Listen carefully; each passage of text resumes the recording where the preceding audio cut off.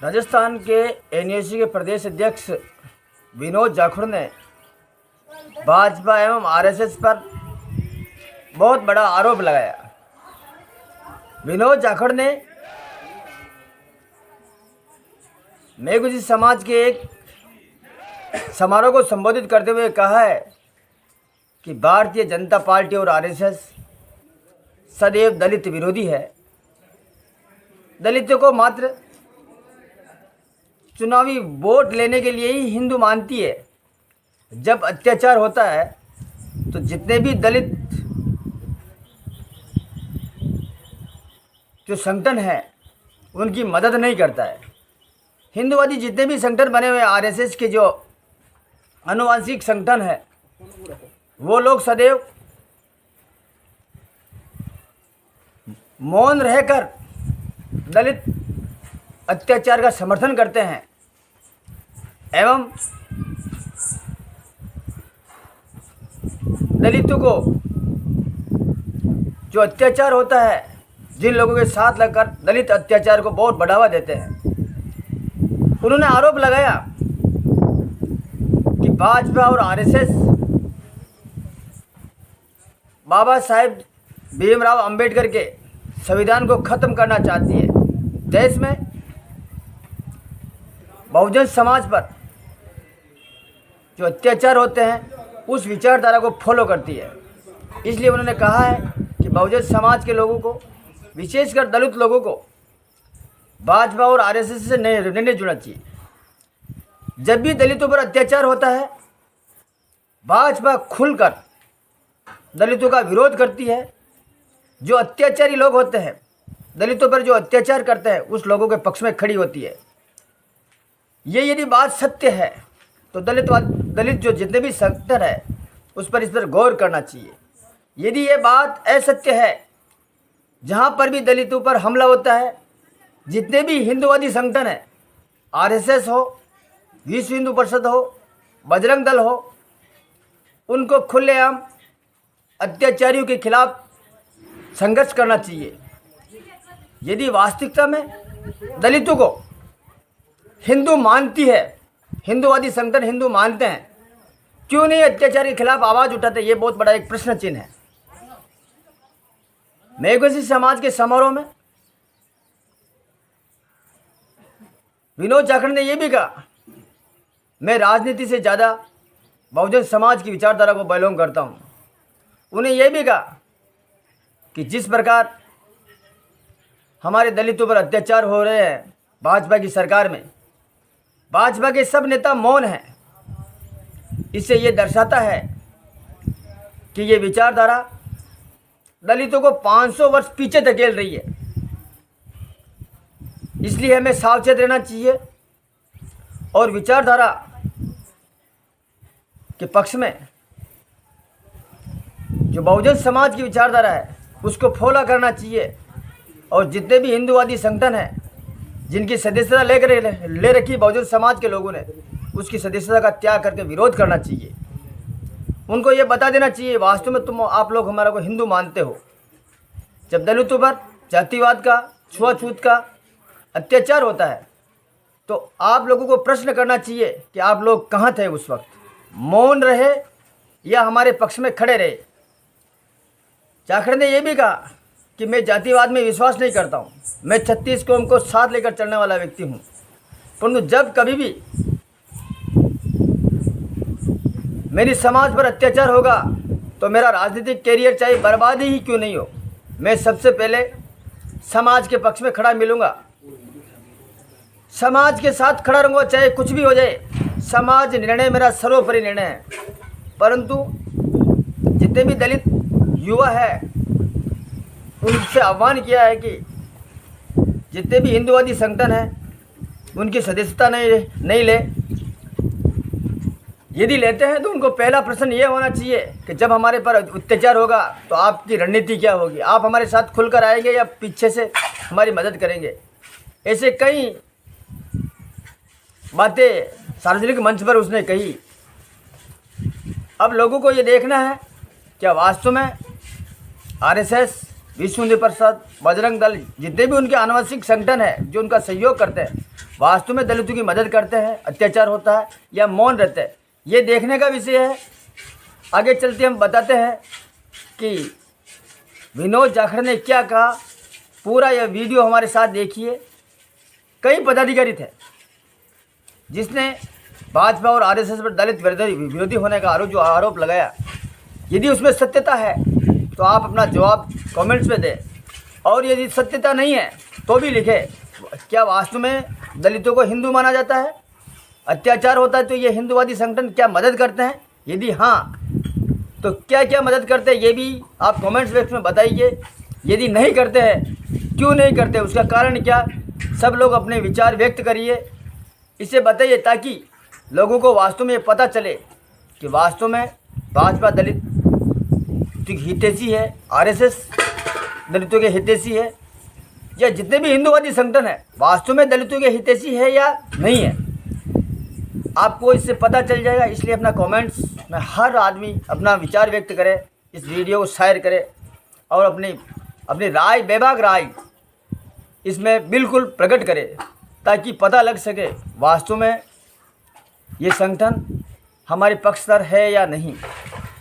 मैं ये नहीं कहता हूँ संगठन पक्षधर है या नहीं है, परंतु मैं आपकी राय जानना चाह रहा हूँ, क्या जाखड़ ने जो कहा है कि वो वास्तव में सही है या नहीं है।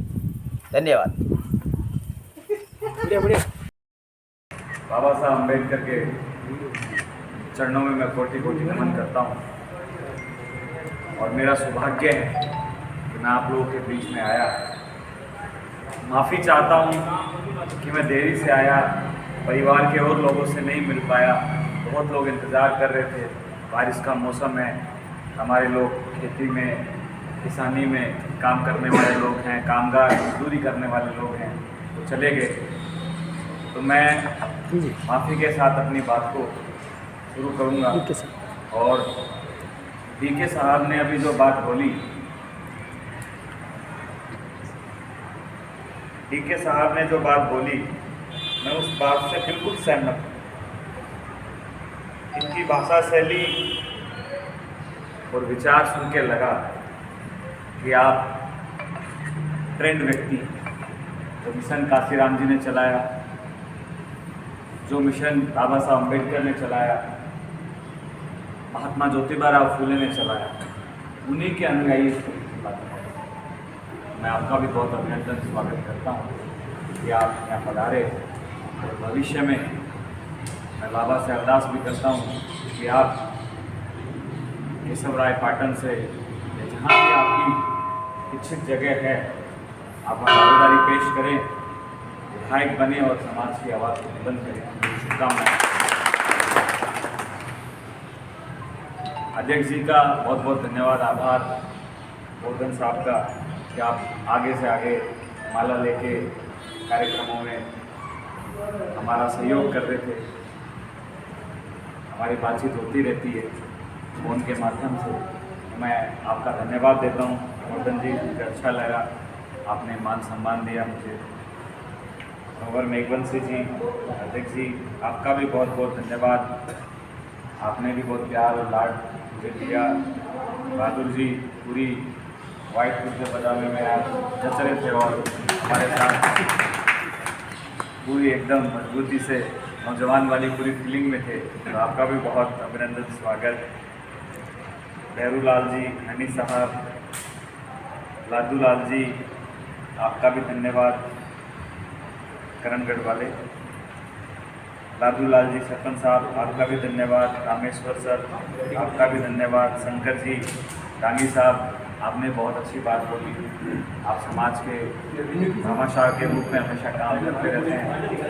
ईश्वर आपको और कामयाबी दे, आप ऐसे ही जन कल्याण के कार्यक्रमों में भाग लेते रहें। पत्रकार साहब सुरेश जी, आपने बहुत अच्छा काम किया है पत्रकारिता में, आपको भी बहुत सारी बधाई। राम स्वरूप जी पत्रकार, आपको भी बहुत सारी बधाई, आप भी बहुत अच्छा काम कर रहे हैं। धनराज जी, सालवी साहब, सुबह से हम लगे हुए हैं कि भाई कहाँ पहुँचे। तो मैं धनराज जी से भी माफ़ी चाहता हूँ, मैं देरी से आया, लेकिन अगली बार हम समय पे पहुँचेंगे और कोई अच्छा कार्यक्रम करेंगे। आपका धन्यवाद। मेरा छोटा भाई संदीप जब भी यहाँ कोई कार्यक्रम करता है वो मुझे हमेशा याद करता है, और मुझे खुशी है कि खटीक समाज से आके आप अम्बेडकरवाद को अपनाएं, क्योंकि जयपुर आसपास में खटीक समाज के अंदर आज आरएसएस इतना ज़्यादा घुस गया है कि वो अपनी जड़ें बहुत गहराई तक फैला रहा है, और जो जातिगत द्वेष है जो हमें कमज़ोर कर रहा है। अभी कह रहे थे कि हम किस तरीके से कमज़ोर हो रहे हैं। वो एक कमज़ोरी है कि हमारे बीच में जातियों में उग जाती है और एक दूसरे के खिलाफ लड़ती है। एकजुट होकर हम लोग नहीं करते। सबके अलग अलग धर्मशालाएँ हैं, अलग अलग मंदिर हैं, अलग अलग मान्यताएं होनी चाहिए, कोई बात नहीं, लेकिन जब भी किसी व्यक्ति को चुनने की बारी आए तो ऐसे व्यक्ति को चुनना चाहिए जो आपके लिए बोल सके, चाहे वो ठीक समाज से आता हो, सालवी समाज से आता हो, रैगर समाज से आता हो या अन्य किसी समाज से आता हो, लेकिन उसमें सामाजिक भावना होनी चाहिए। वो बाबा साहब के संविधान में और उनके विचारधारा में भरोसा करने वाला व्यक्ति होना चाहिए। मेरी ये मानना है कि ये आवश्यक है, क्योंकि आपस में हम लोग लड़के आज इतना कमज़ोर होते जा रहे हैं। इसका नुकसान हम लोगों को विधानसभा और लोकसभा के चुनाव में देखने को मिलता है। हर दुख की चाबी सत्ता है, डॉक्टर अम्बेडकर कहते हैं। डॉक्टर अम्बेडकर संविधान लिखे, वो तो सब कुछ ज्ञाता थे कानून के, उनके पास पूरा अनुभव था कि उन्होंने अपने हाथों से एक एक शब्द लिखा, तो उनको सब चीज़ों का अनुभव था। फिर भी उनको चुनाव लड़ने की क्या आवश्यकता पड़ी। देखिए, राजनीति और सत्ता ये एक ऐसी चीज़ है जो बिना लड़े, बिना झगड़े, बिना भीड़ एकत्रित किए आपके दुखों का निवारण कर सकते। अम्बेडकर साहब बहुत बड़े आंदोलन नहीं करे, कभी नहीं करे बहुत बड़े आंदोलन। उनके कुछ आंदोलन और उनको समय रहते समझ में आ गया कि मुझे क्या करना है, मेरे जीवन का उद्देश्य क्या है। उन्होंने एक लाइब्रेरी चुनी, ज्ञान अर्जित किया, अपने देश में लौटे, लौटने के बाद अपने मकान के कमरे में बैठे और अपने पूरे जीवन का दृश्य देखा कि मैंने क्या क्या सहन किया और मेरा ये समाज है, इसकी कमियां क्या है, इसकी अच्छाइयां क्या है। उन सारी कमियों को, अच्छाइयों को जानने के बाद एक कमरे में बैठ के उन्होंने आपके दुख, दर्द, आने वाली पीढ़ियों के भविष्य, हजारों साल से आपके पैरों में पड़ी जंजीरों को तोड़, लाखों के लोग इकट्ठा नहीं किए। वो एक ही माध्यम है, शिक्षा। उसके माध्यम से वो ये काम करना, और कलम की ताकत। कलम की ताकत दो तरीके से आती है, एक राजनीतिक सत्ता के साथ, दूसरा आपका शिक्षा के अधिकार के साथ नौकरियों को पाके आप कलम की ताकत तक पहुँच सकते हैं। इसमें हमारे अधिकारी IAS बनते हैं, IPS बनते हैं, RJS बनते हैं, इंजीनियर्स बनते हैं, डॉक्टर्स बनते हैं, अलग अलग क्षेत्र की अलग अलग ताकतें। तो ये सारी ताकतें इकट्ठा होकर इस समाज का निर्माण, हम जिस ताकत के लिए लड़ रहे हैं वो बड़ी लड़ाई है, क्योंकि आप अंबेडकर साहब के दिए हुए संविधान के तहत नौकरी तो लग जाओगे, और नौकरी लगने के बाद आपने समाज के लिए कुछ कर गुजरने की भावना भी होगी, क्योंकि आप जानते हैं कि आज भी छुआछूत है, आज भी हम लोग के साथ भेदभाव होता है, नौकरियों में हो चाहे और कहीं व्यापार में हो, आज भी हम सक्षम नहीं। बाप मास्टर बन गया, बेटा मोबाइल की दुकान खोल के बैठा। तो जहाँ से पीढ़ी शुरू हुई थी वहीं आके वापस खत्म। बाप आईएएस बन गया, बेटा कुछ नहीं बन पाया। पिताजी की खोली हुई कोई बिजनेस में काम कर रहा है, तो फिर से पीढ़ी वापस आ गई। नौकरियां सीमित हैं, नौकरियां सीमित हैं, उनमें चंद लोग ही आगे जा सकते हैं। अब ये तो है नहीं कि बाप आईएएस बन गया तो बेटा भी आईएएस बन जाए। अब क्या है, हमें व्यापार में भी ध्यान देना। तो हम इन सारे के सारे जगह पे बहुत कमजोर हैं व्यापार की दृष्टि से। अब राजनीति में अगर आप अच्छे लोगों को तैयार करो, देखिए मेरा ये मानना है और आपका भी मानना होगा कि अगर एक नेता, मेरे जैसा कोई नेता है जो नया है, नौजवान है, पौधा है, उसमें जैसा पानी डालोगे वो वैसा बनेगा। अच्छा खाद बीज डालोगे तो जल्दी ग्रो करेगा। आप उसके आसपास दीवार सेफ्टी लगाओगे, ट्री गार्ड लगाओगे तो गाय भैंसे उसको नहीं खाएंगे।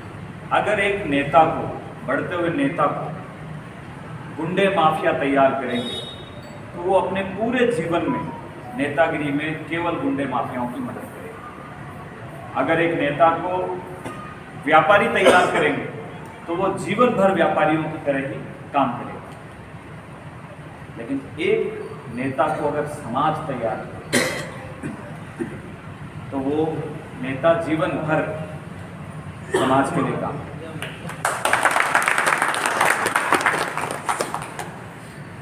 मेरे जैसे बहुत सारे नौजवान हैं राजस्थान के अंदर जो काम कर रहे हैं, मेहनत कर रहे हैं, सहयोग कर रहे हैं।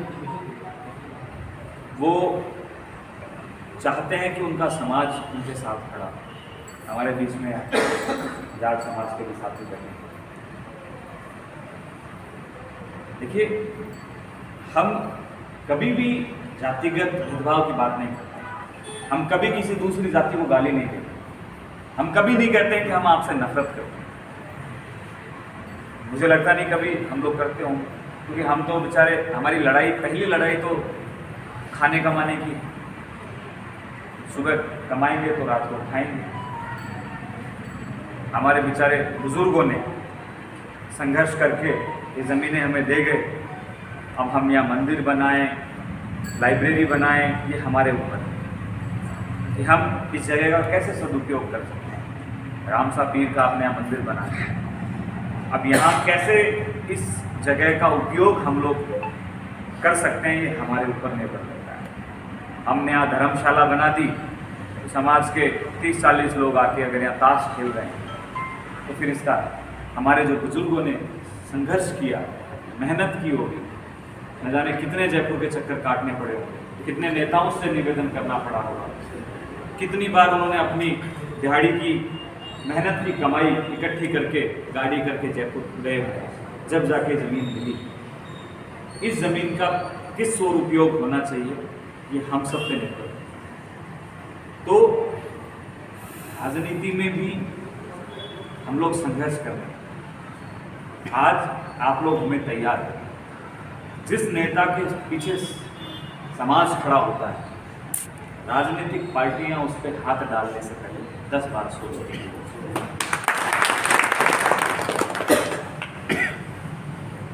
कोई भी हो, बहुत बड़े बड़े कदावर नेता हुए, नाथुराम मिर्जा साहब का हम बहुत बड़ा नाम सुनते हैं, चौधरी चरण सिंह जी का जाट समाज में बहुत बड़ा नाम सुनते हैं। हम लोग अन्य समाजों में भी बहुत बड़े बड़े नेताओं का नाम सुनते हैं। दलित समाज से हम जगजीवन राम साहब का नाम सुनते हैं। सबसे बड़े नेता हम अम्बेडकर साहब का नाम सुनते हैं। वो यूं ही नहीं बने, उन्होंने पहले लड़े अपने समाज के लिए, बाद की लड़ाई फिर जो है बाकी चीज़ों की।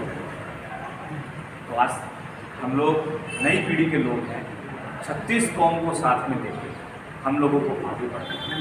एक कौम कभी भी राजनीति में तरक्की नहीं कर सकती। आज मैं केवल मेरी कौम की बात करूंगा। मैं जिस कौम में जन्मा हूं, ये मेरे लिए गर्व की बात है। अगर मेरी कौम पे अत्याचार हो रहा है और उस अत्याचार में मेरा राजनीतिक नुकसान भी हो रहा हो, तो मैं समाज के साथ खड़ा हूँ। ये मेरा मानना है, ये मेरा ध्येय बोलता है, मेरे पूर्वजों का संघर्ष बोलता है कि मैं यहाँ, मेरे समाज की लड़ाई की बात है और मैं चुनाव हार जाऊँगा, फिर भी मैं खड़ा हूँ। ये बाबा साहब अम्बेडकर के सिद्धांत कहते हैं। लेकिन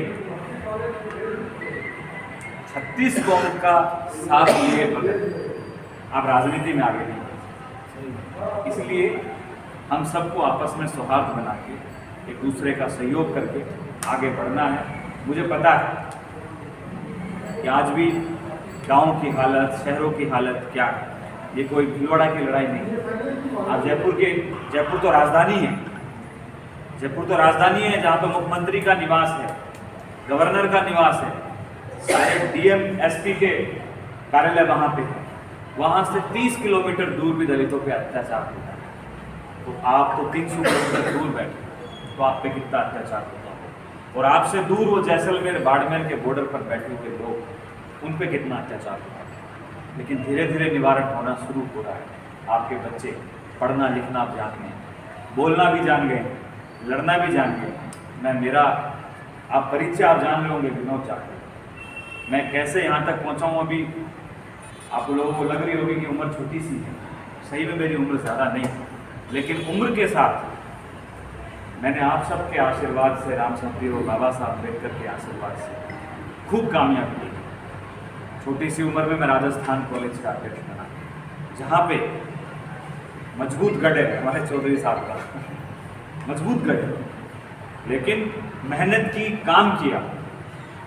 वो भी मजबूर हुए मुझे वोट देने के, चुनने के, क्योंकि अगर राजनीति में आप काबिल हो, मजबूत हो, तो लोग आपको पसंद करते हैं, चाहे आप किसी भी जाति से। अम्बेडकर साहब को बहुत लोग गालियां देते हैं, अन्य जातियों के लोग, लेकिन फॉलोअर भी उतने हैं। ऐसा नहीं है। जो समझदार हैं, जो शिक्षित हैं, अब धीरे धीरे आ रहे हैं हमारे साथ। हम जिस बहुजन समाज की बात करते हैं, हम आने लगे, समझने लगे। काशीराम जी ने जो संघर्ष किया, बहुजन समाज का जो नारा दिया, उसमें यही सब चीज़ें थी। तो मैं राजस्थान कॉलेज का अध्यक्ष था। फिर मुझे पहचान किस रूप में मिली? राजस्थान विश्वविद्यालय एक ऐसा विश्वविद्यालय है जिससे जितने भी अध्यक्ष बने, लगभग सब एमएलए, एमपी और बड़ी राजनीति का चेहरा बने। और मजबूत लोग बनते हैं, जिनके लठ में जोर होता है, जिनकी जेब में जोर होता है, जिनके जूते में जोर होता है, वो वहाँ अध्यक्ष बनता है। मैं दलित समाज से आने के बावजूद निर्दलीय चुनाव जीता।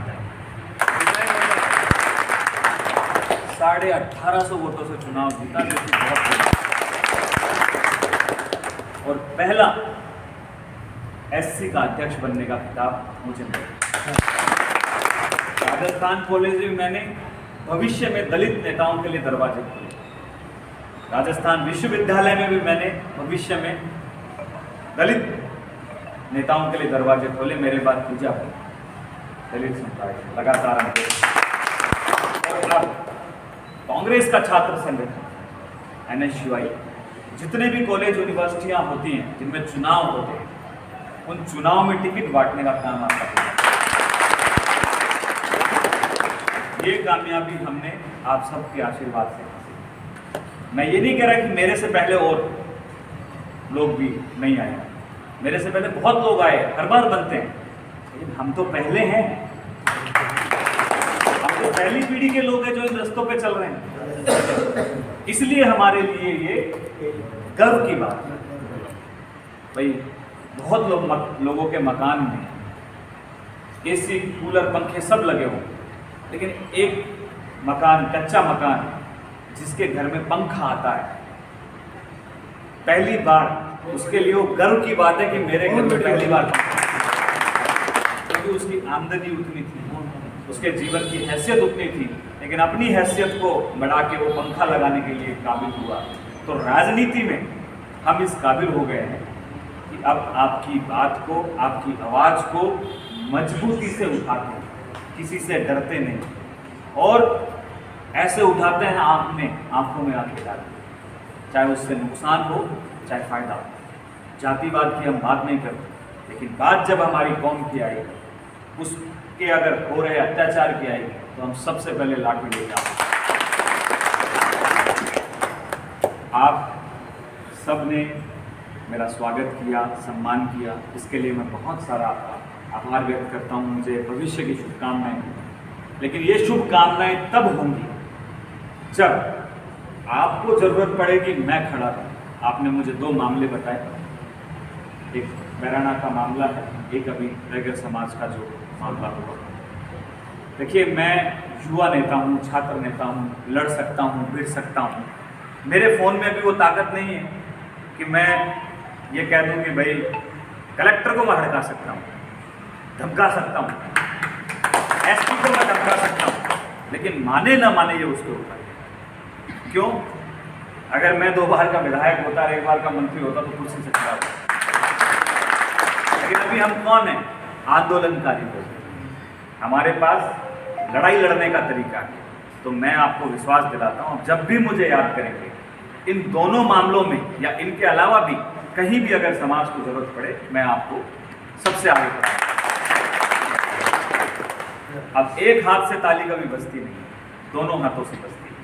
आप चाहते हो कि विनोद जाखड़ भविष्य में ऐसा नेता बने जिसके दरवाजे रात को हमारे लिए 2 बजे भी खुले रहें, 2 बजे भी हम उसको खड़ा करके जगा लें, या कहीं जाने की बात आए हो तो उसको उठा के ले जाएं।